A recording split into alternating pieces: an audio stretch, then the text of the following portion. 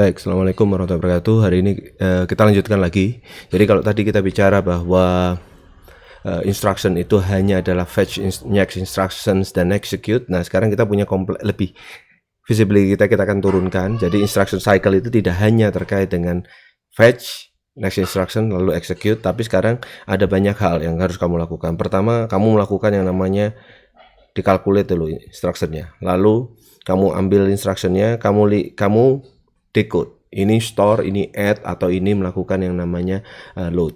Oke, setelah itu kamu ngambil operan dari instruction itu, habis itu kamu ambil operannya kalau memang ada operannya, habis itu kamu ambil datanya, habis itu kamu set lagi, kamu eksekusikan datanya, lalu kamu ambil si hasil dari eksekusi itu dan kamu simpan dalam kasus ini.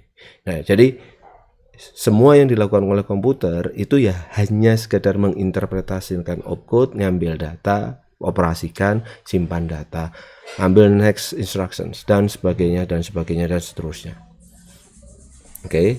Nah, yang perlu teman-teman harus perhatikan adalah kita akan sebenarnya kalau gitu ya sudah, itu rutin saja. Oh enggak, sebenarnya ada sesuatu yang kita sebut interrupt.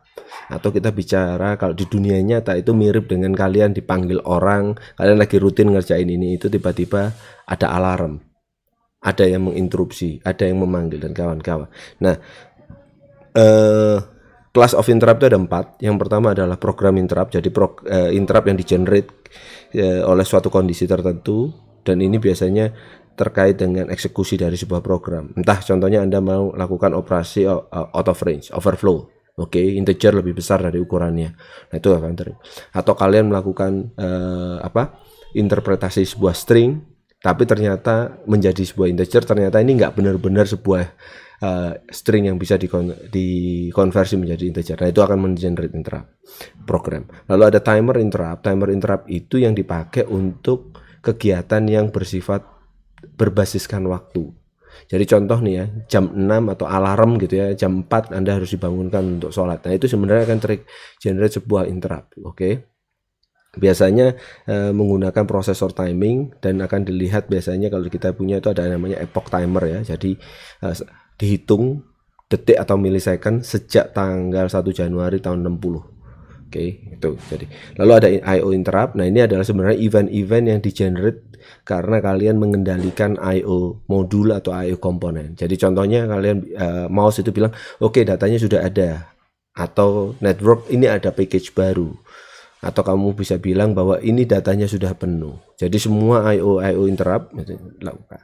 Lalu ada lagi interrupt yang di-generate karena hardware-nya failure, karena hard disk-nya error, atau network-nya error, atau tidak dideteksi sound card-nya, and so on and so forth. Itu adalah interrupt. Nah, kalau kita bicara di cyclus interrupt, nah, kita bisa meng-compare seperti halnya yang terjadi di kanan. Jadi, program kalian melakukan komputasi di segmen 1, contohnya seperti ini, lalu akan melakukan penulisan. Oke. Nah, sebenarnya yang dilakukan adalah dia akan ngomong ke I/O, lalu I/O melakukan issuing dari ini, lalu dia balik lagi ke sini. Oke. Nah, tapi selama dia menulis, dia harus menunggu sampai lanjut lagi dia eksekusinya ke blok yang nomor 2. Ketika dia butuh melakukan penulisan, sama dia ngomong ke I/O program untuk menulis, operating system contohnya, I/O controller dan sebagainya. Ketika sudah beres dikasih tahu, baru dia bisa lanjut. Oke. Jadi program kalian akan menunggu selama eksekusi itu berlangsung. Nah, ketika kita menggunakan short IO wait interrupt, artinya adalah ini ada cara yang lain gitu loh. Instead of modelnya istilahnya asinkronus seperti itu, kalian akan bilang bahwa lakukan komputasi, butuh nulis, kamu lihat tulis, oke. Nanti kalian akan menunggu ini, setelah ini balik ke belakang. Oke, ketika kalian melakukan komputasi, kalau ada yang bisa ditulis, oke, kalian lempar ke interrupt handler sembari ini nulis.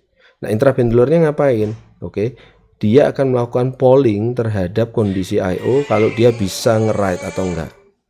Oke, jadi instead of datanya sudah selesai di write, ini sekarang aku sudah ada data, tolong dong sembari aku sembari nge-write dong, sembari ngitung melanjutkan segmen 2B ini.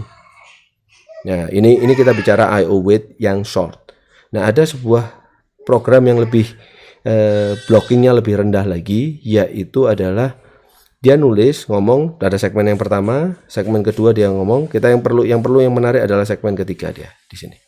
Oke. Di segmen yang ketiga dia menggunakan long I/O wait, artinya hasil dari komputasi itu baru ditulis ke interrupt, tapi dia nggak nungguin. Oke. Dia bilang ke interrupt handler, tolong ditulis, terus saya lanjut lagi. Nanti kalau sudah selesai balik lagi ke tempat saya. Jadi ada interrupt handler di situ yang digunakan untuk menulis. Jadi istilahnya kalau yang sekarang biasa kita bicara, kalau Anda adalah seorang programmer, biasa kita menyebutnya adalah kamu nulisnya sinkronus atau asinkronus. Oke. Dan interrupt ini sangat menarik karena dengan adanya interrupt, utilisasi dari resources itu lebih efektif karena akhirnya CPU itu tidak lama menunggu operasi-operasi yang lambat seperti salah satunya adalah I/O. Oke. Nah, bentuknya seperti apa? Nah, itu tadi. Interrupt itu biasanya kalau ini terjadi sebuah occurrence, maka dia akan nge-generate interrupt. Kalau di Linux bentuknya signal. Oke, nanti kalian akan nanti kalian akan punya sebuah program, oke, yang kalian akan fetch di belakang itu. Oke. Jadi ketika ini terjadi, langsung dipanggil, nanti jalan balik, langsung dia balik lagi. Jadi tapi ini kalau ada ini terjadi. Kalau nggak terjadi apa-apa, ya udah turun ke bawah. Oke. Nah, ini yang menarik dari sebuah interrupt.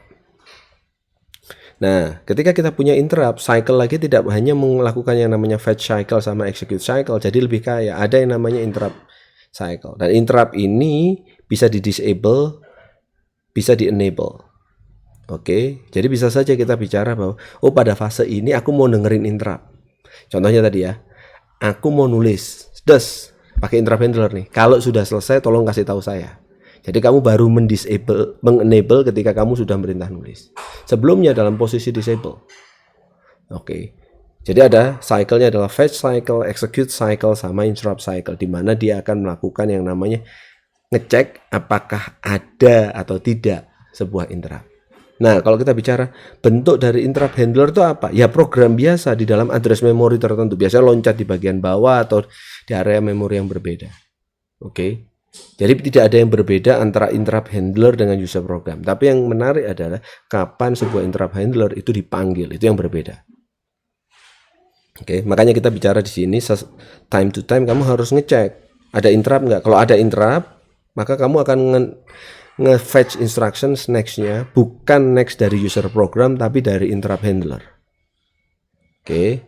Nah, ini contohnya dari memori gini, kita bicara bahwa yang ini adalah tanpa menggunakan interrupt tadi ya, yang paling kiri. Jadi ada yang namanya I/O operation di mana dia nunggu di sini, prosesor wait nih. Nah, tapi kalau Anda menggunakan interrupt itu lebih efisien pelaksanaannya dan lebih efektif solusinya. Karena apa? I/O operation itu dilakukan secara concurrent. Concurrentnya dengan apa? Dengan prosesor operation yang lain. Ya, di dalam sini ini contohnya Anda bisa melakukan. Jadi sembari nunggu 4 ini nulis, kalian melakukan yang namanya 2A. 2A itu dilakukan. Oke, habis itu nanti ada data yang beres, baru 5 itu dilakukan dan lalu lanjut lagi B-nya. Oke, nanti 4 dilakukan pada waktu mau nulis, ya sembari nunggu nulis karena 5 itu hanya bisa dilakukan pada saat proses nulis sudah beres, maka 3 dulu yang dilakukan. Oke, begitu sudah datanya sudah lengkap, 5 dilakukan, baru 3B itu diselesaikan. Utilisasi dari prosesor itu jadi lebih bukan efektif, bukan efisien ya, tapi maximize. Oke, lebih termaksimalkan. Rather than yang sebelah kiri di mana prosesor ini sebenarnya relatively idle di sini karena dia menunggu I/O operations. Oke. Ini kalau perbandingannya dengan menggunakan long wait at I/O atau sebagainya. Ini adalah kasus di mana lebih complicated lagi. Jadi cycle yang lengkap tapi dengan penambahan interrupt handler di sini. Jadi ada interrupt check, lalu ada interrupt handler. Nanti dia kalau ada interruptnya terjadi maka dia akan ngambil instruction set yang dari interrupt handler. Oke. Tapi ya itu tadi sama ya. Nggak ada bedanya antara address instruction dari user program atau interrupt handler karena semuanya ada di dalam memori di modern komputer. Nah, kalau kita lihat bagaimana sih sebenarnya perubahan kontrolnya, sebenarnya jadi ketika ini terjadi program itu jalan dulu nih. ke tempat yang lain, nanti balik lagi ke titik yang sama. Nah, ini addressnya harus direkam sama yang namanya, biasanya nanti ada namanya stack pointers untuk nentuin kalau nanti balik mana. Nanti kalau ada panggil interrupt, panggil lagi ke nih. Dan lain sebagainya. Atau di sini ya, di dalam sebuah interrupt handler kamu bisa manggil lagi interrupt yang lain. Contohnya apa? Oke, kalau hard diskku fail, aku segera nulis ini ke network, gitu ya. Nah, itu sebenarnya untuk nulis ke network kamu pakai interrupt. Fakta di mana kamu punya hard disk fail itu tadi ya, hardware failure itu kan nge-generate interrupt. Nah, itu. Nah, tapi kamu harus paham, interrupt handler itu harus dilakukan kalau ini kita bicara performance. Interrupt handler itu harus dilakukan sependek mungkin. Karena ada kemungkinan pada saat Anda berada di dalam interrupt handler di sini, ini posisi interrupt handler yang di sini ini lagi disable nih, Kak. Yang bisa dengerin interrupt cuman program yang ada di sini. Oke. Jadi kamu harus segera balik ke depan. Supaya ya kalau ada interrupt, program utamanya atau user program itu benar-benar mengerti. Ini kita bicara terkait dengan example timing sequence ketika kalian punya time interrupt. Ini kalian bisa lihat ya di sini. Ini terjadi di T0, di sini terjadi di T10, nanti di dalam ini T15, baliknya T25, manggil lagi interrupt T25, di sini T35, baru balik di sini selesai di T30. T40, mohon maaf. Jadi timingnya tetap serial seperti itu, karena sebenarnya interrupt itu memanggil program seperti halnya Anda memanggil sebuah subroutine di sebuah pemrograman bahasa tingkat tinggi. Baik, terima kasih. Penjelasan interrupt sudah cukup.